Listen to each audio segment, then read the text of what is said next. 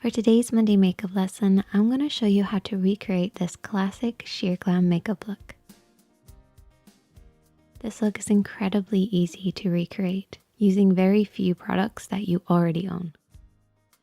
Before we get started, if you're new to the Makeup Chair channel, hit the subscribe button below, and let's start by talking about the type of products that we'll be using today. So blush tones are the main focus for this look. So pinky beige toned blushes, bronzers, and eyeshadows, and also on the lips. So all the shades that we're using are in the same nudie beige toned family, which is great for the cool and neutral skin tones. For warm golden or olive skin tones, you may want to choose more of a golden undertone. And I'll focus on that in another Monday makeup lesson, but you can just follow along with your chosen tone. So let's zoom in and start applying. Starting with the eyes, I'm taking an eyeshadow brush. I'm using the E45 by Blank Canvas Cosmetics, and this will be the only brush that we're using for this eye look. I've primed my eyelids already with some eyeshadow primer, so the lids are now ready for eyeshadow. I've chosen a beige tone, at least one shade darker than my skin tone. I find at least one shade darker is enough for this look, so take a look at your own skin and choose a matte eyeshadow at least one shade darker. Dip your blending brush into the eyeshadow, tap off any excess, and we will be slowly building this up, so less is more. We're going to start in the crease of the eye and blend onto the lid. So the best way to apply this is to actually hold the brush quite low down on the handle and keep your hand low on your face as well. So we want to create a blurring effect. So you're almost buffing the eyeshadow across the lid, but you barely want to touch the skin. Let the brush glide over the lid and don't apply too much pressure.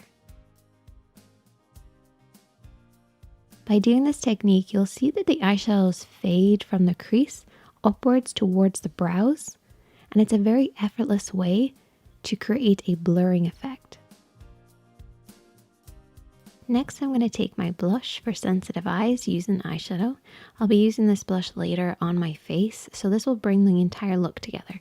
So taking the blush, I'm going to focus on the outer half of the eye. This will add some depth and tone to this look.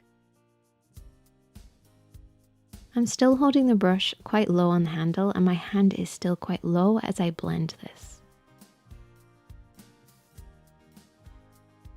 Going back to the original eyeshadow, I'm going to apply this under the eyes, and for convenience, I'm using the same brush.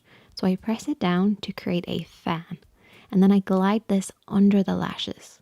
Obviously, you may want to use a smaller brush like a pencil brush or a flat brush. That's totally up to you and the type of brushes that you have available to use. Once I apply this eyeshadow underneath the eyes along the lash line, I then want to readjust the brush and hold it in the center of the handle and sweep around to blend the eyeshadow out. I want more control, so I'm holding the brush a little higher. This will also prevent me from blending out too far outside the eye shape, while still allowing me to create that blurry blend. Bear in mind, I haven't actually picked up any additional product at this stage.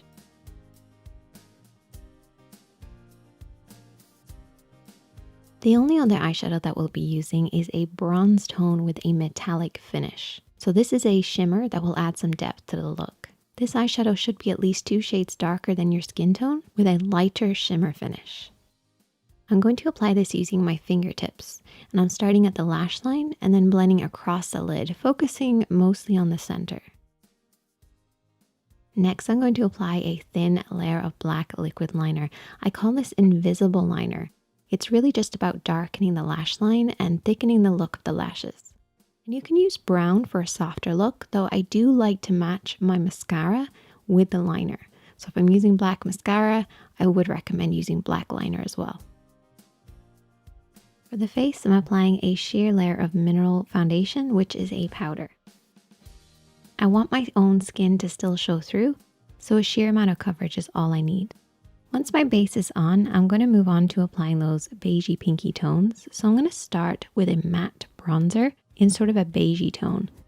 And I'm going to use this to create some shape, and then I can go in and add the pink tones and work around it. To apply this, I'm using the F37 blush brush by Blank Canvas Cosmetics. You want a small brush that will give you control that isn't too firm.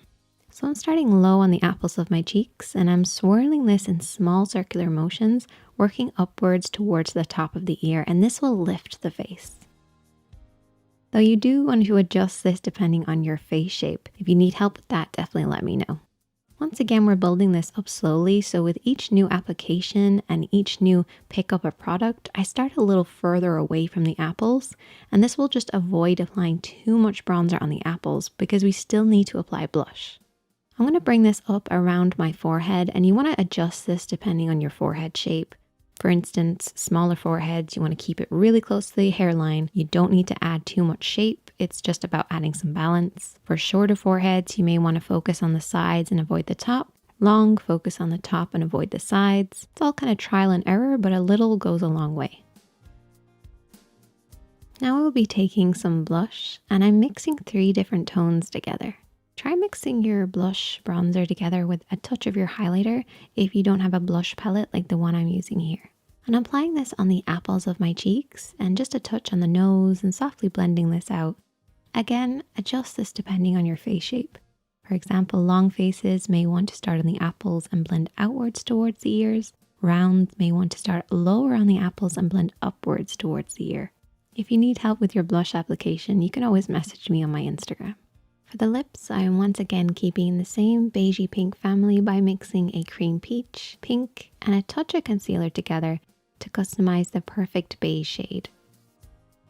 And I'm using a pencil brush to buff this into the lips for a softer finish. So rather than the color sitting on the lips, it's buffed in. And I can always go in with lip liner if I need to sharpen it up afterwards. I applied lashes and added some jewelry off camera, and I do find that this adds something extra to the look. And now I'm going to go in and apply some fake freckles. And I found this Urban Decay liquid brow liner. It's just great for this. Apply a tiny dot on the center and then just press to blur it out. Seeing freckles through your makeup gives the illusion of a very sheer natural skin.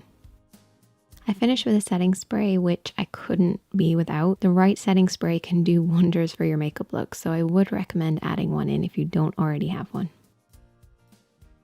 And there we go. That's the finished look. If you enjoyed this or learned something, definitely leave a comment, or you can press the like button. I would really appreciate it. If you want to see more of my videos, you can click the screen now, and definitely let me know the other type of videos you'd like to see. Be kind to yourself, and I will see you in the next one.